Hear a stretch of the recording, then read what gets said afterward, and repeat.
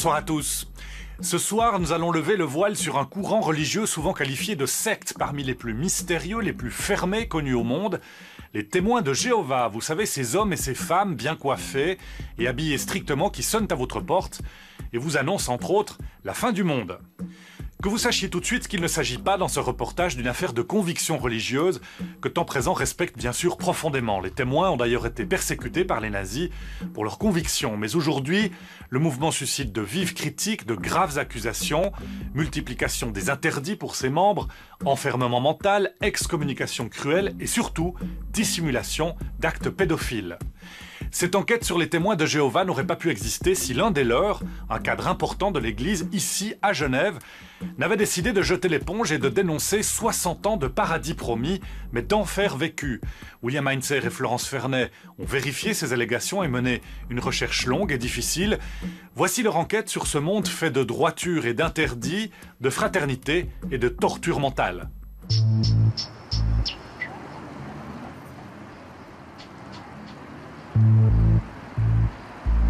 Nous avons tous un jour reçu la visite des témoins de Jéhovah. Infatigables démarcheurs de Dieu, armés d'un large sourire, ils nous annoncent l'imminence de la fin du monde, ils nous promettent l'avènement du paradis sur terre. En Suisse, les adeptes sont 18 000. Nous sommes allés à la rencontre de ceux qui ont la foi, de ceux qui l'ont perdue et de ceux qui dénoncent un énorme scandale. Dans ce reportage, tous nos témoins ont un point commun. Ils ont grandi avec Jéhovah.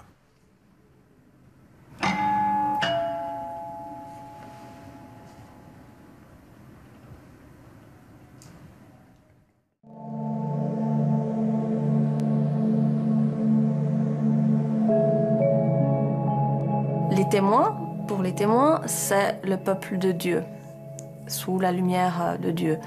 Le monde extérieur, c'est le monde possédé par Satan, qui domine la terre entière. Donc toutes les personnes qui ne sont pas témoins de Jéhovah, automatiquement font partie du monde, donc sont sous l'emprise de Satan, sont sataniques. Le catholicisme, c'est la fausse religion, c'est la bête sauvage, l'ONU. Il y a rien qui est considéré vraiment, ils sont en train de faire quelque chose de bien. Non, c'est toujours condamné. Puis automatiquement, on en revient, quand on est enfant, nos petits copains d'école qui ne sont pas témoins de Jéhovah, ils font partie du monde, c'est des satans. Je me souviens que tous les soirs, je faisais ma petite prière et je disais dans ma petite prière à Dieu, s'il te plaît, lorsque tu amèneras Armageddon, sauve ma petite copine, telle et telle. Mais tous les soirs. Ainsi, l'avenir des enfants témoins de Jéhovah est tout tracé. Des copains d'enfance à la découverte du chaste amour, on est invité à tisser des liens uniquement avec les élus du paradis promis.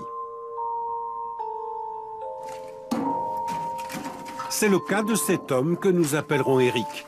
Il est toujours témoin de Jéhovah comme toute sa famille et il sait que nous donner cette interview lui est interdit. Socialement parlant, on n'a que les témoins de Jéhovah comme amis. Nous sommes en groupe, nous nous voyons en groupe et participer à une interview qui pourrait être considérée comme quelque chose allant à l'encontre de la Watchtower pourrait se résulter par une excommunication. Plus personne ne voudra me parler, me voir, que ce soit mes amis et même la famille. Depuis 10 ans, Eric nourrit des doutes. Il sent sa foi vaciller, mais à l'intérieur de sa congrégation, les doutes n'ont pas droit de citer. La réaction est toujours la même, hein. C'est une attaque de front. On me fait bien comprendre que si j'ai des doutes en l'organisation de Dieu, j'ai des doutes en Dieu, j'ai des doutes donc en Jésus, en la famille, parce qu'eux-mêmes croient dans cette organisation, et que le résultat final, ça sera l'excommunication. L'excommunication est toujours là. C'est une épée Damoclès au-dessus de la tête de chaque témoin de Jéhovah. Des doutes encore renforcés le jour où son enfant, très malade, doit subir une transfusion sanguine, l'un des interdits majeurs chez les témoins de Jéhovah. Je pars du principe que l'enfant n'a pas choisi sa religion. Que je sois moi, témoin de Jéhovah. Ok, l'enfant, lui, n'a rien choisi. Donc j'ai expliqué, faites votre possible, mais si la vie de mon enfant est en danger, vous pouvez le transfuser sans autre. À partir de là, ce qu'il s'est passé les semaines qui ont suivi fut un balai incessant de la part de certains anciens. Et à chaque fois, il y avait un petit verset biblique qui était là pour encourager, pour surtout, on va dire, nous avertir que c'est pas quelque chose à faire. Eric n'a jamais dit que son enfant avait finalement subi une transfusion. Il n'est pas prêt à boire le calice de l'excommunication.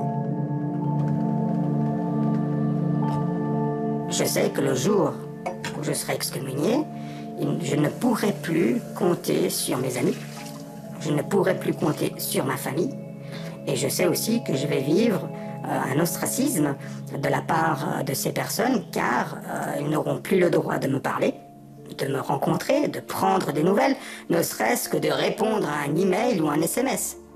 Si je suis aussi encore témoin de Jéhovah, c'est pour ne pas créer de peine, de souffrance à mes parents. J'attends presque le fait qu'ils décèdent pour pouvoir être libre. Pour eux, si je suis excommunié, cela signifie la seconde mort. Donc pour eux, l'impossibilité de me revoir.